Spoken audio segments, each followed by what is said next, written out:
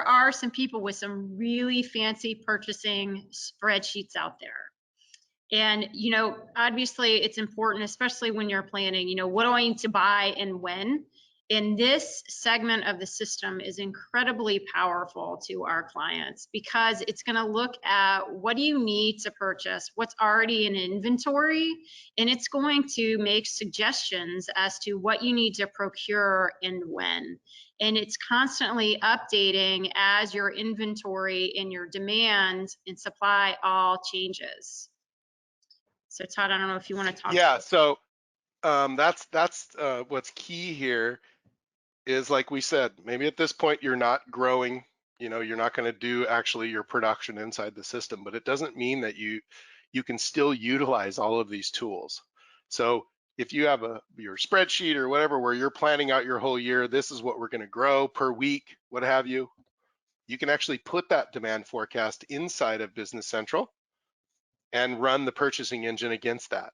And it will help you create the purchase orders of all your inputs. That's probably another, you know, tab on your spreadsheet that once you put in what you're going to grow, you need whatever cuttings, liners, seed, what have you. Well, we can put that information into Business Central, even if you're not actually growing the product inside the system.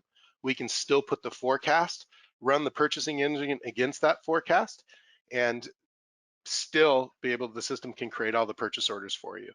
And then when you receive the purchase orders, it's going to update the inventory. You'll actually know how many pots you have in some of those things.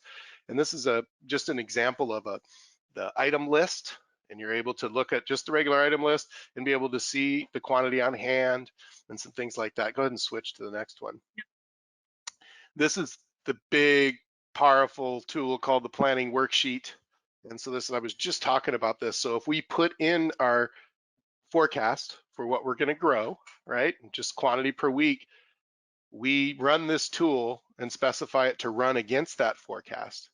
And look what it's doing here. Each one of these lines is basically a new purchase order.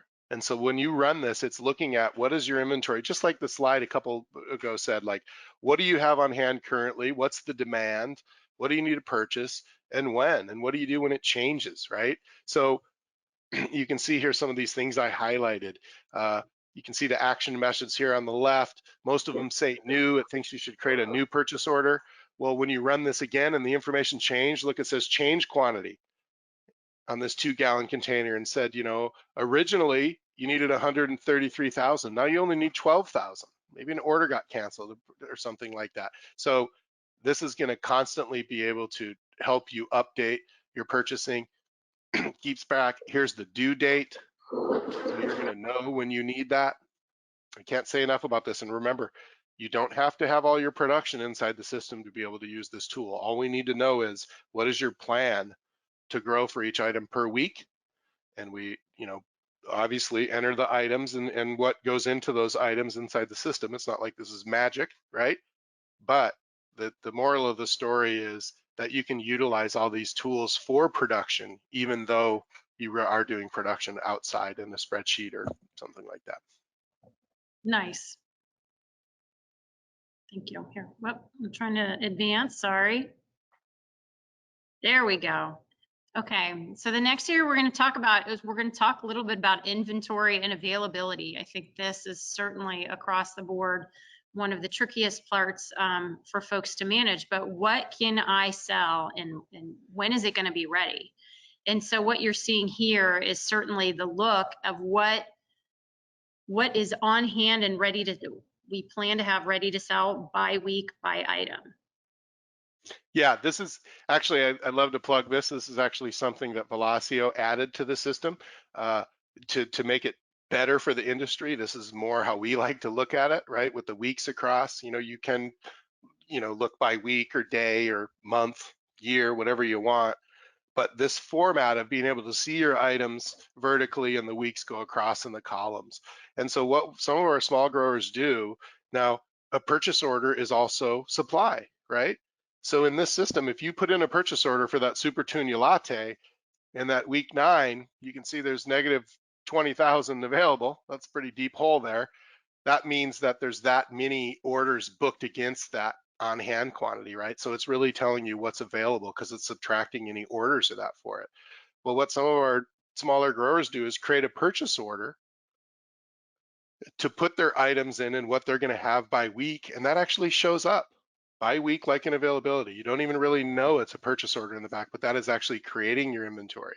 Then you can even, when you get product from production, if you want to, you can actually receive it against that purchase order, right? But all of that's going to feed this availability. So like I said, even though you don't have the production inside the system, you still can really utilize all of these other tools.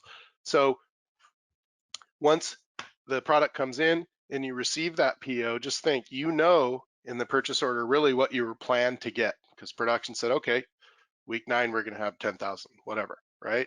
But then maybe you only received 5,000. If you receive it on that purchase order, then at the end of the year, you're going to be able to easily run reports to look at what did we plan to do, what did we actually do, you know, and what's the difference. That's valuable information. I think that's probably hard for a lot of you to get. And Yes. remember, we can paste that inventory in here to update this weekly, daily, whatever you want. So that's the key, is ease of entering the inventory that's separate into the system. And then once you have that inventory, you got all the bells and whistles with it. Nice. Just a closer look so you can see in here a little bit more. But obviously this is just a screenshot, but when you click, like you can see on that top line there, week 38, negative 20,590. If you're in the system and you click on that, it drills into it and shows all the supply and all the sales orders that are booked in that week. So everything's a click away to be able to see why is it negative, right? That used to take us 2 days or something to figure that out in the system I used to be in.